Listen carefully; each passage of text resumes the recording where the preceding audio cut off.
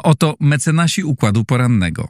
Casaplaya, lider na rynku nowych nieruchomości w Hiszpanii. Casaplaya to agencja nieruchomości, która wspiera Cię na każdym etapie zakupu. Kliknij link w opisie i pobierz darmowy PDF z przewodnikiem zakupu krok po kroku. Rosnące koszty IT hamują rozwój Twojej firmy? Z AMSO możesz obniżyć wydatki nawet o 70%, wybierając polizingowy sprzęt IT sprawdzony, wydajny i gotowy do pracy. Sprawdź na www.amso.pl. Stany Zjednoczone sprzeciwiają się określaniu Rosji mianem agresora w oświadczeniu grupy G7. Amerykański specjalny wysłannik spotkał się z prezydentem Ukrainy. Na prośbę Amerykanów po rozmowach odwołano konferencję prasową. Europejscy socjaliści chcą nakłonić Hadecję do zerwania współpracy z prawicą. Grenada wezwała Komisję Europejską do przygotowania odszkodowań za niewolnictwo. Światowa Organizacja Zdrowia przeżywa kłopoty po wycofaniu się z niej Stanów Zjednoczonych. Unia Europejska nie zamierza wracać do pomysłu ograniczenia stosowania pestycydów. Piątek, 21 lutego to jest Układ Poranny. Michał Ziomek, zapraszam. Stany Zjednoczone sprzeciwiają się określaniu Rosji mianem agresora w specjalnym oświadczeniu państw należących do grupy G7. Według agencji Reutersa Ameryka nie chce również poprzeć nowej rezolucji Organizacji Narodów Zjednoczonych w sprawie wojny na Ukrainie. Największe gospodarki świata planują wydać oświadczenie z okazji 3. rocznicy rozpoczęcia rosyjskiej inwazji na Ukrainę. Proponowana treść komunikatu zdaniem brytyjskiego dziennika Financial Times nie podoba się amerykańskiemu prezydentowi Donaldowi Trumpowi. Biały Dom chce złagodzić jego wydźwięk. USA sprzeciwiają się użyciu określenia rosyjski agresor. Zamiast niego amerykańska administracja oczekuje zastosowania sformułowania konflikt na Ukrainie. Wcześniej nowy termin pojawił się już w komunikatach publikowanych przez Departament Stanu USA. Przed tygodniem Trump opowiedział się za powrotem Rosji do grupy G7. Przypomniał, że przed jej wykluczeniem była ona grupą G8. Reuters poinformował, że Stany Zjednoczone sprzeciwiają się ponadto tekstowi nowej rezolucji Zgromadzenia Ogólnego ONZ. Miało w niej zostać zawarte wezwanie do poszanowania jedności terytorialnej Ukrainy, szybkiej deeskalacji konfliktu, wycofania rosyjskich wojsk z ukraińskiego terytorium oraz do zaprowadzenia sprawiedliwego pokoju zgodnie z postanowieniami Karty Narodów Zjednoczonych. Na razie rezolucję popiera jedynie około 50 państw. Rozmówcy agencji twierdzą, że jej pomysłodawcy starają się przekonać do jej przegłosowania m.in. państwa zaliczane do tzw. globalnego południa. Na prośbę Stanów Zjednoczonych odwołano konferencję prasową specjalnego wysłannika amerykańskiego prezydenta i przywódcy Ukrainy. W poniedziałek ma za to odbyć się szczyt państw wspierających Ukrainę w wojnie z Rosją. Keith Kellogg rozmawiał z Wołodymyrem Zełenskim w Kijowie. Po spotkaniu ukraiński prezydent zamieścił w mediach społecznościowych lakoniczny wpis. Przekazał w nim, że w trakcie rozmowy omówiono kwestie sytuacji na froncie, gwarancji bezpieczeństwa dla Ukrainy oraz powrotu ukraińskich żołnierzy przebywających obecnie w rosyjskiej niewoli. Zełenski dodał na portalu Telegram, iż Ukraina jest gotowa na zawarcie mocnego i korzystnego dla siebie porozumienia z Ameryką w sprawie inwestycji i bezpieczeństwa. Ze swojej strony miał on przedstawić najszybszy i najbardziej konstruktywny sposób osiągnięcia oczekiwanych rezultatów. Po spotkaniu amerykańskiego wysłannika i ukraińskiej głowy państwa miała odbyć się wspólna konferencja prasowa. Rzecznik Zełenskiego przekazał, że została ona odwołana na prośbę strony amerykańskiej.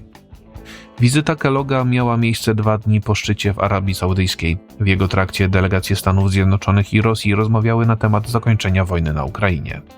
W poniedziałek z okazji 3. rocznicy rozpoczęcia konfliktu w Kijowie i za pośrednictwem łączy internetowych odbędzie się konferencja przywódców państw udzielających pomocy Ukrainie. Swój udział zapowiedzieli także przewodniczący Rady Europejskiej Antonio Costa oraz szefowa Komisji Europejskiej Ursula von der Leyen.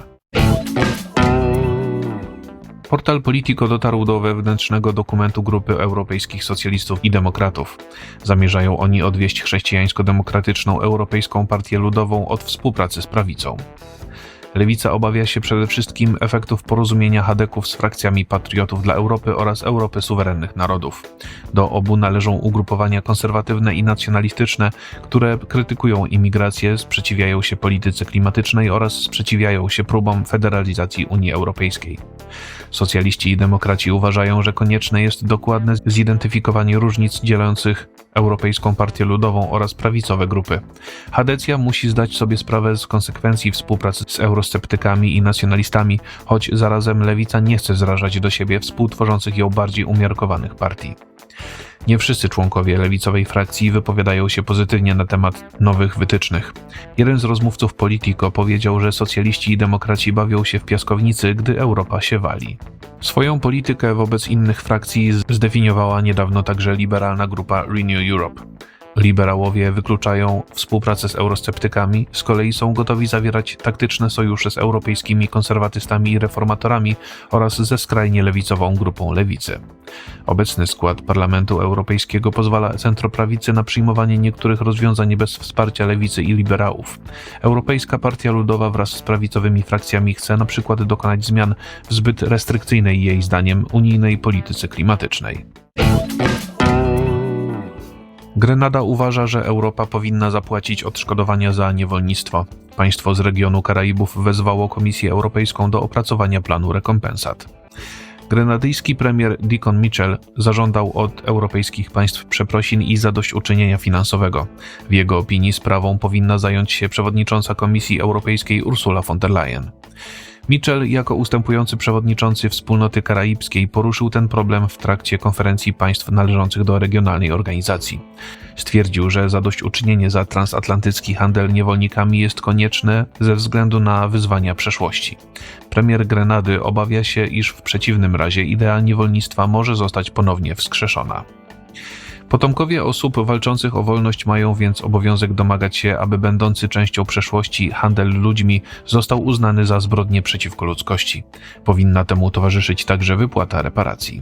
Po wystąpieniu Michela głos zabrała von der Leyen. Szefowa Komisji Europejskiej uznała niewolnictwo za zbrodnię przeciwko ludzkości, ale nie przeprosiła za nie, ani nie odniosła się do podnoszonej przez jej przedmówcę kwestii rekompensat finansowych. Między XVI i XIX wiekiem przez Ocean Atlantycki przetransportowano kilka milionów zniewolonych Afrykańczyków. W procederze uczestniczyło kilka państw europejskich. Światowa Organizacja Zdrowia znajduje się na etapie reorganizacji po jej opuszczeniu przez Stany Zjednoczone. Władze agencji uważają, że Unia Europejska będzie musiała wziąć na siebie większą odpowiedzialność za dyplomację zdrowotną. Szef organizacji w Europie Hans Kluge w przemówieniu w Parlamencie Europejskim mówił o nowej rzeczywistości po wycofaniu się Ameryki. Decyzja podjęta przez prezydenta USA Donalda Trumpa spowodowała, że instytucja podlegająca Organizacji Narodów Zjednoczonych znajduje się aktualnie w fazie tamowania krwawienia. Agencja nie tylko straci amerykańskie finansowanie, ale będzie musiała sobie radzić również bez dostępu do ważnych informacji oraz ograniczy działalność swojego personelu medycznego w różnych zakątkach świata. Kluge podkreślił, że teraz to Unia Europejska musi bardziej niż kiedykolwiek stać na straży wartości człowieczeństwa. W jego opinii kwestie zdrowia nigdy nie powinny być wykorzystywane do celów politycznych, lecz Trump ma zupełnie inne zdanie na ten temat. Światowa Organizacja Zdrowia przed poszukiwaniem nowych źródeł finansowania najpierw musi poradzić sobie z bieżącym deficytem. Później może przejść restrukturyzację, zwłaszcza jeśli miałaby pozyskiwać fundusze od prywatnych darczyńców. Najprawdopodobniej powróci ona do swoich korzeni, czyli zamiast na wykonywaniu pracy operacyjnej w terenie, skoncentruje się na dostarczaniu zainteresowanym podmiotom wysokiej jakości doradztwa, wsparcia technicznego oraz wyspecjalizowanej wiedzy naukowej. Unia Europejska nie zamierza powracać do postulatu ograniczenia stosowania pestycydów w rolnictwie. Pierwotnie było to jedno z najważniejszych założeń Europejskiego Zielonego Ładu. W rozmowie z telewizją Euronews unijny komisarz do spraw rolnictwa Christoph Hansen zapowiedział całkowitą rezygnację z wcześniejszych planów. Komisja Europejska nie zamierza do nich wracać po protestach rolników, uważając ograniczenie użycia pestycydów za zamknięty rozdział. Wcześniej był to jeden z najważniejszych postulatów polityki klimatycznej Unii Europejskiej. Zakładała ona zarówno ograniczenie użycia środków chemicznych, jak i całkowity zakaz ich stosowania w pobliżu miejskich terenów zielonych oraz obszarów objętych programem Natura 2000. Hansen zapowiedział, że przyszłe inicjatywy dotyczące pestycydów będą koncentrować się na aspektach handlowych, czyli ograniczać się do respektowania zasady wzajemności. Do Unii Europejskiej z rynków zewnętrznych ma być tym samym importowana jedynie żywność spełniających europejskie normy. Według luksemburskiego polityka niedługo przedstawiony zostanie projekt unijnej ustawy biotechnologicznej. Jej celem jest przyspieszenie prac nad stworzeniem bezpieczniejszych alternatyw dla konwencjonalnych środków ochrony roślin. Pakiet nowych ustaw ma przyspieszyć wprowadzenie na rynek biopestycydów.